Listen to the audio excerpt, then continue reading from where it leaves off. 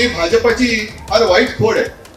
म्हणजे मी एका भाषणात कदाचित दसऱ्याच्या भाषणातच बोललं असेल की आणा तरीही कोणत्याही चांगल्या कार्यक्रमात कोणी बोलू नये, लग्नाला तर अजिबात बोलू नये. कारण येतील लग्नाच्या पंक्तीत बसतील, मस्त श्रीखंड वरण भात खातो बरे, ओतून जातील. किती पोळ्या खाल्ल्या? पुरणपोळ्या 25 पोळ्या खातील, भेटत देतील आणि नवरा बायको भांडणं लावून दुसऱ्या पंक्तीत जेवायला जातील. आता चांगलं काय चाललंय बघवतच नाही.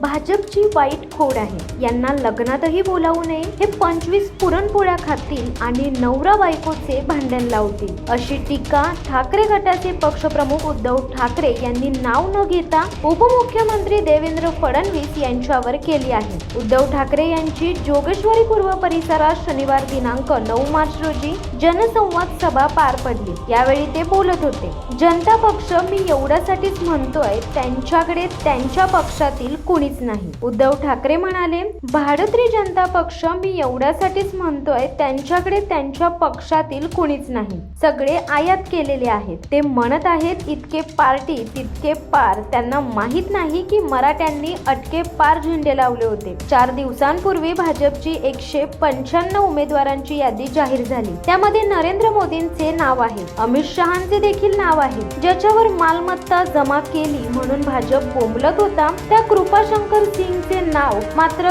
गडकरींचे नाव नाही, अशी टीका ही उद्धव ठाकरे यांनी केली आहे.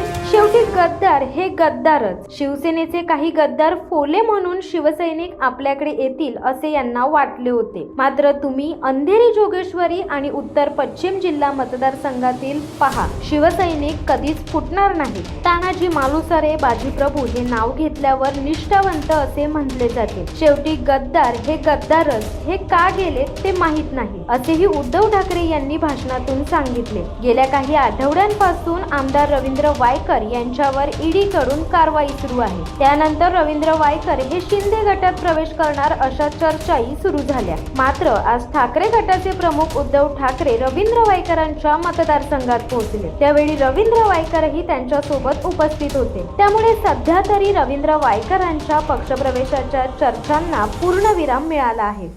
शिवसत्ता टाइम्स न्यूज ब्युरो, मुंबई. धडक बेधडक वृत्त देणाऱ्या आपल्या शिवसत्ता टाइम्स न्यूज चॅनलला लाल बटन दाबून सबस्क्राईब करा आणि बेल आयकॉनला क्लिक करायला विसरू नका.